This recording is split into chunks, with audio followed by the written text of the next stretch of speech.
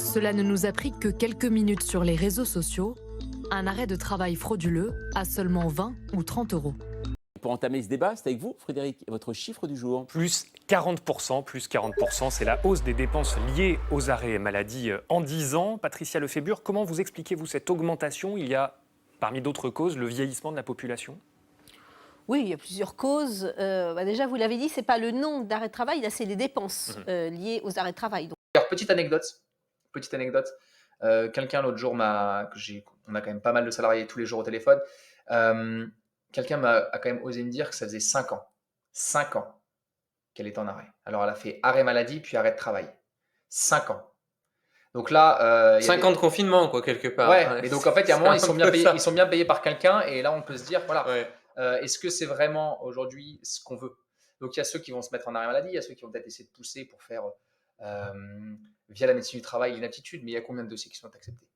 Et après, il y a tous ceux qui ont le maigre espoir de pouvoir faire des missions pour reconversion, des missions pour reprise d'entreprise, etc. Mais dans tous les cas, vous démissionnez, donc vous laissez sur la table votre ancienneté, vous laissez sur la table votre chèque.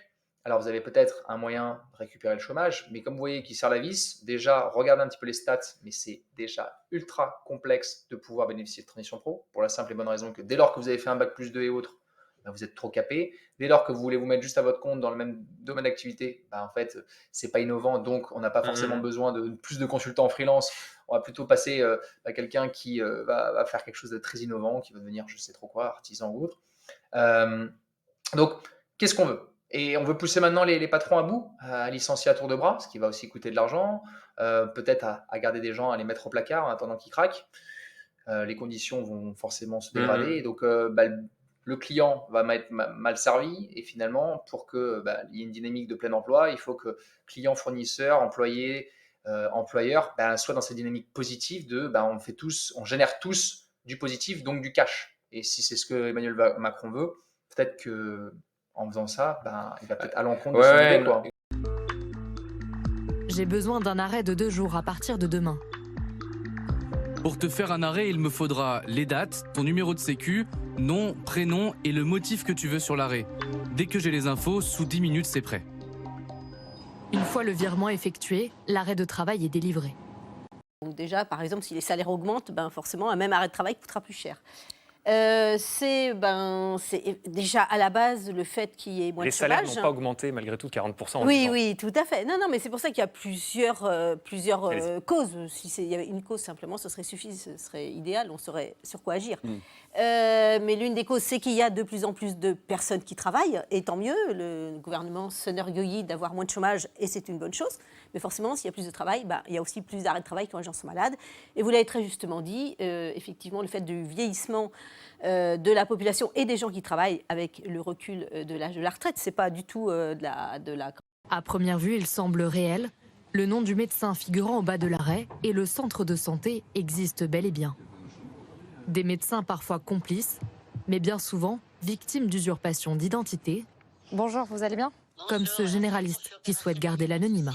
J'ai une personne comme ça que je ne connais pas, qui a fait 5 arrêts de travail à son nom, alors qu'il n'a jamais consulté chez moi. Alors, on se retrouve aujourd'hui pour parler des arrêts maladie. Alors, arrêt maladie, c'est effectivement un sujet assez touchy, assez délicat, parce que ça coûte cher, il y a beaucoup de gens qui se mettent en arrêt. Vous verrez qu'effectivement, il y a des chiffres qui sont astronomiques, mais surtout, ce qui est important, c'est de vous mettre en arrêt quand vous vous blessez, quand vous sentez que vous êtes dans une situation qui est compliquée. Donc, parfois, il faut se requinquer. Il faut parfois, effectivement, faire un peu une pause. Le problème, c'est aujourd'hui de constater que pas mal de personnes, de salariés, pensent trop tard à se mettre en arrêt pour se mettre à l'abri, pour se protéger. Il y a des étapes avant. Dès que vous voyez qu'il y a des signaux qui montrent que vous n'êtes pas bien, que ce soit de l'environnement, que ce soit les gens avec qui vous travaillez, que ce soit les conditions de travail, que ce soit les conditions même pour aller au travail qui sont plus compatibles avec votre vie, que ce soit aussi votre comportement quand vous rentrez chez vous, vous vous rendez bien compte que vous êtes différent, en fait, il faut commencer à se poser des bonnes questions. Se mettre en arrêt, parfois, c'est trop tard.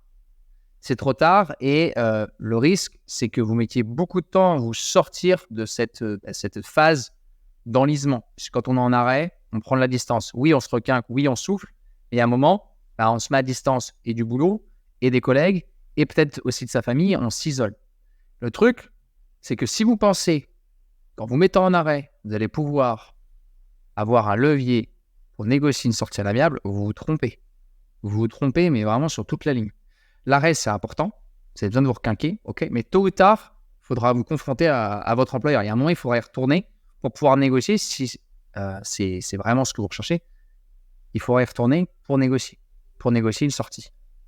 Et vous n'allez pas vous retrouver comme ça de votre employeur en mode « Kikou, salut, je reviens après 1, 2, 3 mois, voire parfois 1, 2, 3 ans », en mode « J'aimerais une rupture ». Parce que vous pensez vraiment qu'en vous voyant venir la gueule un peu enfarinée, ils vous disent « Ah, mais bien sûr, c'est vrai que tu as beaucoup souffert, hein, François, tu as souffert, donc maintenant on va te payer ». Alors, moi, je vais dire, on n'est pas au Monopoly, mais c'est un peu ça. Ça, c'est pas caisse de communauté, ok? Donc, ça ne vous aidera pas à gagner le jeu. Si votre jeu, c'est de sortir et de passer à autre chose et que vous avez fait le bilan, le constat que vos problèmes de santé, votre corps, les problèmes, ils émanent de quoi? De quelque chose qui va plus au boulot, hein, c'est pas moi qui le dis, c'est la DARES, c'est le ministère du Travail, on va pas revenir là-dessus, mais grosso modo, ça peut créer des troubles musculo-squelettiques, des problèmes de sommeil, des problèmes de santé. Enfin, nous, on le voit tous les jours, hein. On a dit, ça commence par j'ai mal au dos, je dors pas bien la nuit, je pense au boulot le week-end, je pense au boulot le soir, ça met irritabilité, tout ça. Donc, on a bien d'accord que le travail a une incidence sur la santé. C'est logique, ça va même jusqu'à des choses bien plus graves, burn-out, harcèlement, cancer, tout ce que vous voulez. Bref. On n'est pas médecin, c'est pas le but du jeu de parler de ça, mais déjà quand on est en arrêt, on touche que 50% hein, de son salaire, donc finalement il faut pouvoir vivre avec pas grand chose et souvent sans grand projet. Alors l'arrêt c'est bien si vous voulez un peu réfléchir à comment vous allez envisager la suite, et à un moment il va falloir se confronter à son employeur. Donc comment on s'y prend? Si on a décidé qu'on n'avait plus envie d'y retourner, on n'a plus envie de retourner bosser, mais en même temps on est lié par un contrat, cette fameuse clause synalagmatique, si je l'ai bien dit. Donc, comment est-ce qu'on fait pour négocier avec son employeur alors qu'on est en arrêt et bien, l'idée, ça va être de discuter avec son employeur. Mais déjà, il faut avoir envie d'y retourner parce qu'une bonne négociation, ça se fait forcément en face à face. C'est pas possible de vous faire représenter. Alors après, si, vous pouvez le faire, mais bon, vous connaissez tous le téléphone arabe. Entre ce que vous ressentez et ce que ensuite vous allez dire et communiquer à la personne qui va vous représenter, qui va ensuite, elle, interpréter, du moins entendre, ressortir avec ses mots ce qu'elle a compris. Imaginez déjà la moulinette, ensuite le faire face à quelqu'un qui va représenter effectivement votre employeur ou face à votre employeur, l'interprétation va être très longue. Donc ça, c'est la première chose, c'est savoir qu'il va falloir y retourner. Ouais, et je voulais dire un truc là-dessus, c'est que s'ils se disent, vous êtes en train de collectionner les arrêts maladie, il y a un truc que l'employeur, il se dit, et c'est logique, il se dit, cette personne, elle est en train de craquer. Hein. Donc, il ne va pas falloir pousser beaucoup pour que, finalement, elle vienne avec sa lettre de démission lundi matin. Et surtout, c'est aussi du ressort de l'employeur de pouvoir envoyer quelqu'un qui vérifiera que vous êtes bien malade. Attention, ça, c'est hyper important. Les arrêts maladie répétés à longue durée sont parfois, et même de plus en plus, contrôlés par des médecins qui sont habilités à venir frapper chez vous et à vérifier que vous êtes bien soit toujours malade, soit en convalescence et prêt à y retourner. Donc, ne pensez pas que ça va être une partie de plaisir, vous allez être en vacances pendant plusieurs mois, du moins pour ceux qui se disent « je pousse jusqu'à ce qu'ils craquent ». Parce qu'en plus, ils ne vont pas craquer en face. Ceux qui vont craquer, ce sont sûrement vos collègues, parce que c'est eux qui vont prendre la charge de travail. Et donc, finalement, votre manager, au bout de quelques semaines, il va s'accommoder du fait que vous ne soyez pas là. Alors oui, il ne va pas vous remplacer parce que bon, il n'a pas vraiment le droit, mais dans la réalité, vos tâches, elles ne vont pas disparaître. Hein. On va bien les répartir sur d'autres personnes. Et donc, dans la réalité, vous êtes quand même remplacé. Le boulot que vous ne faites pas, il sera bien fait par quelqu'un. Certes, il n'y aura pas une fiche de poste, quelqu'un qui va postuler à votre poste, mais n'empêche que votre boulot, il ne va pas partir dans la nature. Donc, ne croyez pas que parce qu'ils ne peuvent pas recruter pour me remplacer, que le boulot n'est pas fait. La boîte, elle continue à tourner et c'est logique, on les comprend et c'est normal. Il y a des clients en face, donc le service ne s'arrête pas parce que vous n'êtes pas là. Et parce que vous n'êtes pas là, vous pensez peut-être que ça va être un levier. Votre employeur va se lasser de devoir payer quelqu'un qui n'est pas là. Alors, on dit sur ce que dit François tout à l'heure, 50% de votre salaire. Vous n'êtes pas irremplaçable. Grosso modo, l'excuse de dire ça va désorganiser le dispositif de l'employeur et ça va coûter cher, finalement, non. Parce que même si vous vous dites à un moment ça va coûter cher sur la durée, les relais sont là. c'est l'assurance maladie qui va continuer à vous payer. C'est même pas votre employeur. Donc en fait, lui, à un moment, il s'en accommode et il attendra que vous reveniez comme une fleur. Il vous cueillera et vous demandera de prendre la porte. Et bien souvent, les RH vont vouloir, dans votre cas, faire un exemple. Hein, se dire que les ressources humaines, elles se disent que vous êtes mis en arrêt. Si derrière, on récompense les personnes qui se mettent en arrêt par une rupture conventionnelle, par un licenciement sans cause réelle et sérieuse, finalement, c'est la porte ouverte. Tous les autres salariés pour qui, bon, ils sont plus très bien dans leur boulot ou ils ont envie de faire autre chose, eh bien, tout le monde va se mettre en arrêt. Ils ne peuvent pas se permettre ce taux d'absentéisme. Donc, vous êtes en arrêt et ils vont bien vouloir se mettre sur une position dure. Hein. C'est là où on va parler de hardball negotiation, si on reprend ce qu'on a vu à Harvard. Mais c'est vraiment ça, c'est que d'un côté, vous allez tenir sur votre position. En face, ils vont durcir aussi. Et là, justement, vous ne créez pas des conditions d'un dialogue simple pour trouver justement quel est l'après et finalement quelle est la solution. Donc, comment on fait pour sortir de cette sclérose, hein, une fois encore? C'est important d'être dans cette démarche coopérative. C'est pour ça qu'il faut aller de l'avant, il faut se retourner vers son employeur et être prêt à aller discuter avec lui. Sinon, il n'y a aucune chance que ça marche. Si vous allez au clash, c'est vous qui allez tout perdre. C'est important que vous pensiez aussi à cette chose-là. C'est comment vous allez vous sentir. Parce que ça va être long. En fait, rappelez-vous une chose, c'est que la boîte, elle continue à tourner, vos collègues continuent à bosser, et donc vous n'aurez plus la même temporalité. Vos journées seules à la maison vont être longues.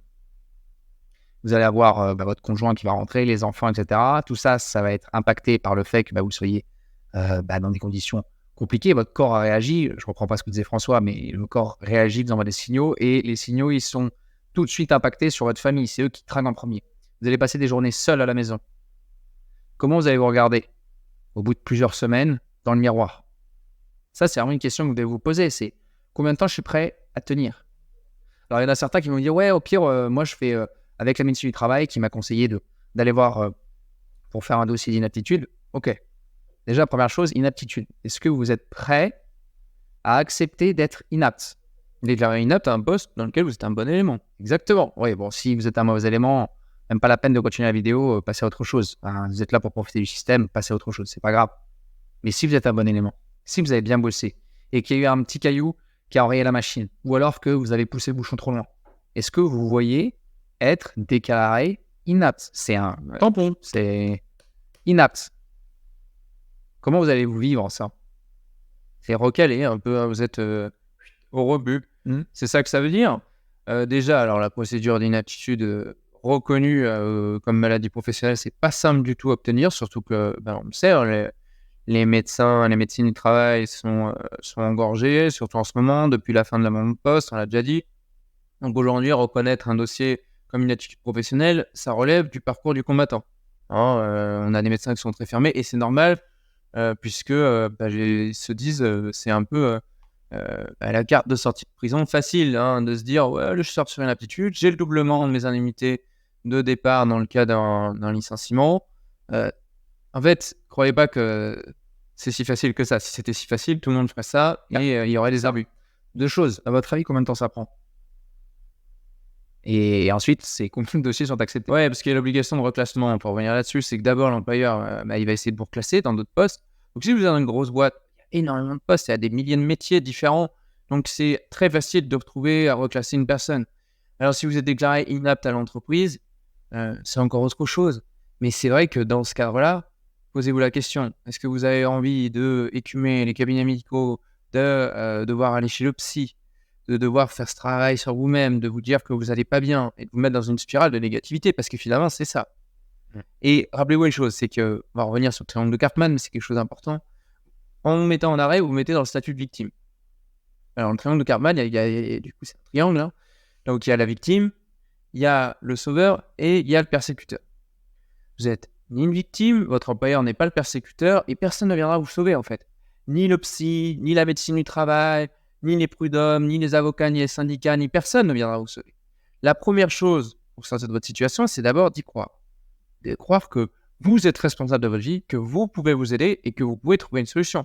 Si vous ne voulez même pas y croire, personne ne pourra vous aider.